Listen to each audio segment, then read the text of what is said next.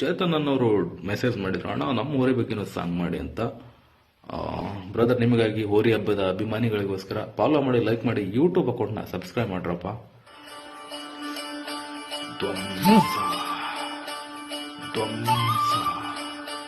Action star ಧ್ವಂಸ.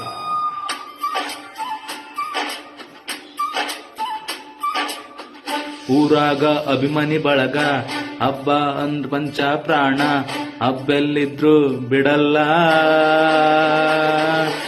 ಬಡ್ಚಿಕೊಂಡು action star ಧ್ವಂಸ.